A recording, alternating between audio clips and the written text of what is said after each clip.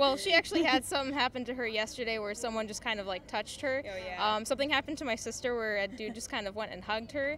It's really more of an issue for people in cosplay because people think that cosplay is consent when it's not. So a lot of people like to just kind of go up and hug people. But I have seen a difference. I've been cosplaying for 7 years. It's been getting better, but we still have a long way to go. They just look fierce. That's what their characters do.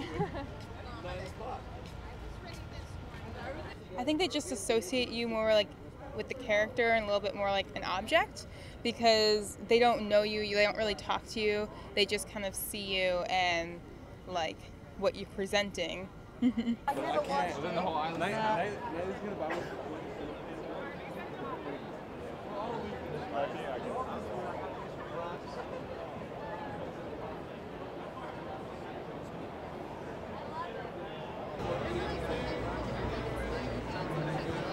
to go that way?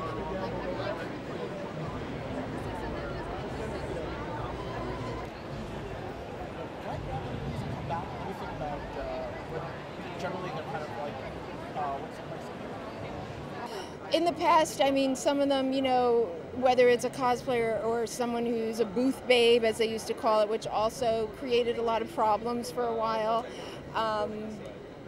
you know, you have to also look at what you're wearing. And if your butt is completely hanging out, you know, with nothing but fishnets or anything on it, you know, in this kind of a crowd, you know, I mean, I'm not saying it's right, but you know, they're going to take advantage of that because they're going to think that you're seeking, you know, that's the problem, is that people always think you're asking for it or seeking it. Well, you did that, you know what I mean? You were doing it, so you asked for it, which is completely wrong.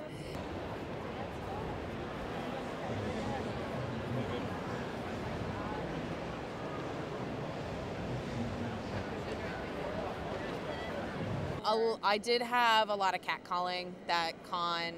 Outside, not so much inside. It's a lot of just outside the convention center that I had to deal with, either around the restaurants, the bars, even just trying to walk over the bridge to get to the red line. And it was, I just ignore it and put it out of my mind. So, yeah, and it's unfortunate to say, but it's just something I've gotten used to, and just ignore it and just move on. Just try not to get bothered by it. So, but the MeToo movement has been a great help in changing the mindset of a lot of people, not even just within the convention, but outside of the convention as well.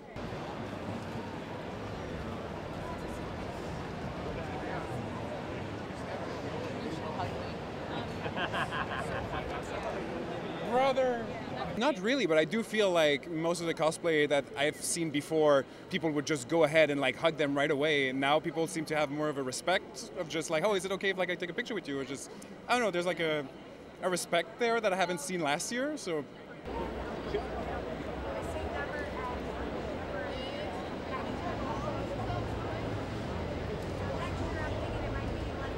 As far as in San Diego, everyone is really nice and respectful. So I think they've kind of been in the Me Too movement even longer. So, you know, I never had any problems here and never had any problems at Comic-Con. So I had no reason to, you know, feel unsafe in any way, you know, coming here.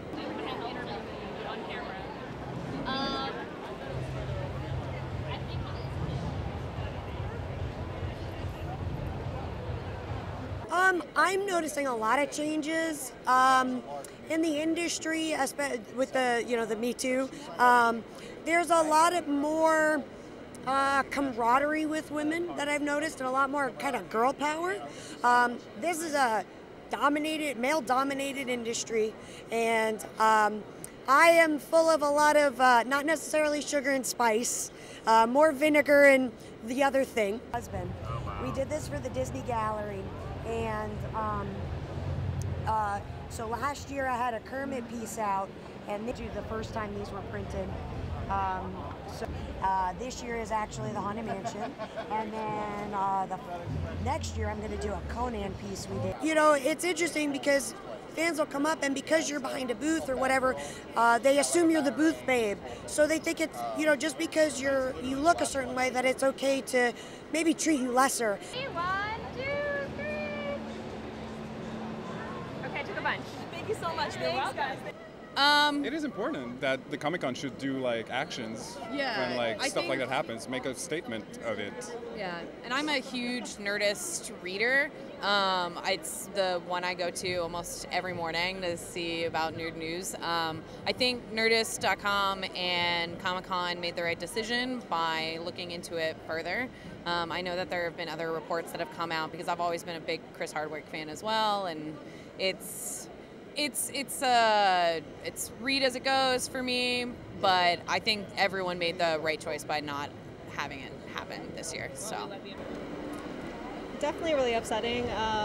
When her story broke, I guess I wasn't really surprised. At this point, any story that comes out, it's just like, well, there's another one.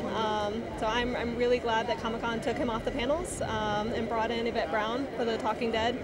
So I just really hope that as things move forward, that they'll continue to set that example as well. well, we are right here. What? Are we taking a picture? Yeah. Slowest kid in school and all of a sudden. Yeah.